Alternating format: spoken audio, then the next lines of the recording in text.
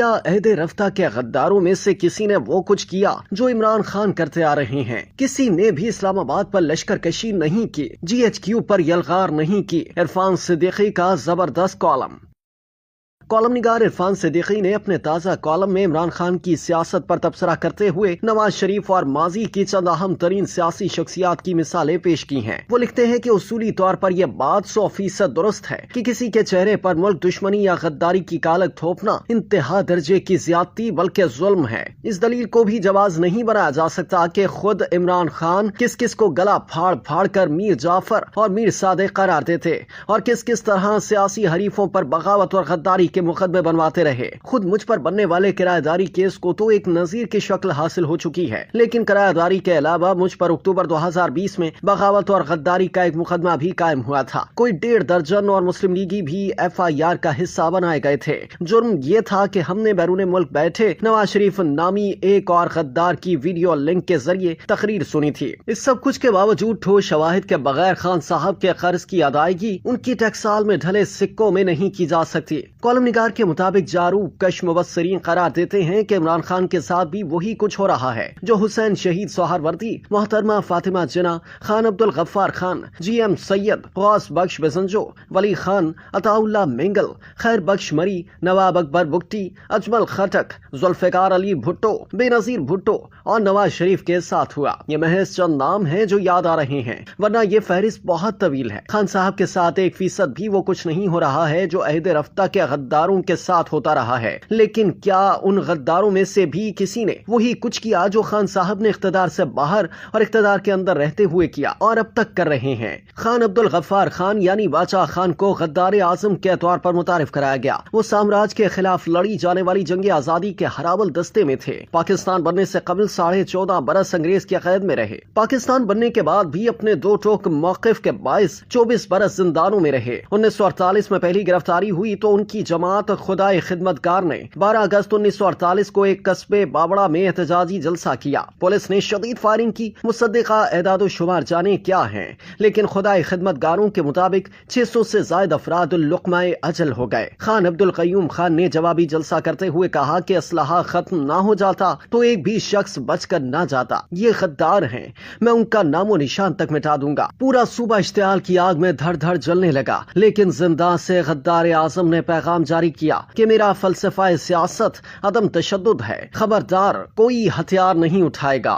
بفرے ہوئے پشتون خون کے گھونٹ پیتے ہوئے گھروں میں بیٹھ گئے۔ باچا خان نے مجموعی طور پر 39 سال قید کاٹی، نہ سہولیات مانگی، نہ کسی اسٹیبلشمنٹ سے مذاکرات کے ترلے کیے، نہ اپنے عشاق کو کسی 9 مئی پر اکسایا، نہ عالمی طاقتوں کو پاکستان کی رگے جاں دبوچنے کی ترغیب دی۔ اسی غدار اعظم کے بیٹے خان عبدالولی خان نے قومی یکجہتی کا تاثر دینے کے لیے متحدہ جمہوری محاذ کے پرچم تلے 23 مارچ 1973 کو راولپنڈی کے لیاقت باغ میں جلسہ کیا۔ ہزاروں پشتون جلسے میں شرکت کے لیے آئے۔ مورچہ بند نشانچیوں نے گولیوں کی بوچھاڑ کر دیے۔ جلسہ درہم برہم ہو گیا۔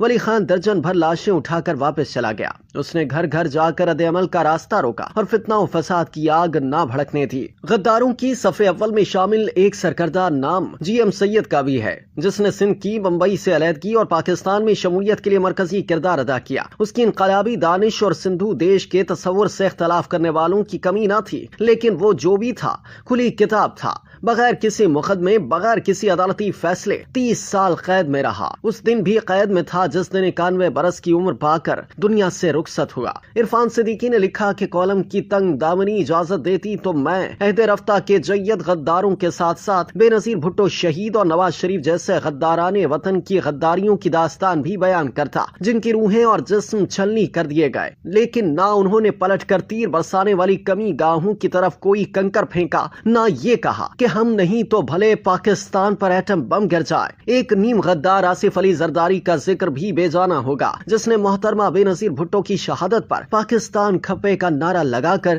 عوامی جذبات کا آتش فشاں ٹھنڈا کر دیا تھا۔ عرفان صدیقی کالم میں مزید لکھتے ہیں کہ ماضی کے سارے غدار بہت برے سہی، لیکن سہروردی سے نواز شریف تک کسی غدار نے بھی محض اپنے اقتدار اور ذاتی مفادات کے لیے خفیہ دستاویز سائفر سے کھیلنے اور پاکستان کے خارجہ تعلقات بگاڑنے کی کوشش نہیں کی۔ किसी ने पाकिस्तान को दिवालियापन के गड्ढे में धकेलने के लिए आलमी इदारों को खत नहीं लिखे। किसी ने लॉबिंग फर्म्स के जरिए अमरीकी कांग्रेस, अक़वाम मुत्तहिदा और दीगर इदारों से पाकिस्तान मुखालिफ करारदादें मंजूर नहीं करवाई। किसी ने आर्मी चीफ की तकर्री को कूचाओ बाजार का मौजू नहीं बनाया। किसी ने इस मकसद के लिए इस्लामाबाद पर लश्करकशी नहीं की।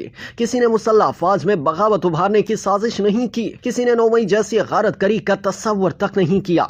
किसी ने अपने सरकश हवारियों के जरिए चंद घंटों के अंदर अंदर 200 से ज्यादा दिफाई तंसीबात पर हमले नहीं किए। किसी ने GHQ पर यलगार नहीं की। किसी ने कोर कमांडर के घर नहीं जलाए। किसी ने फिजाइया के अड्डों में घुसकर तैयारे नजरे आतिश नहीं किए।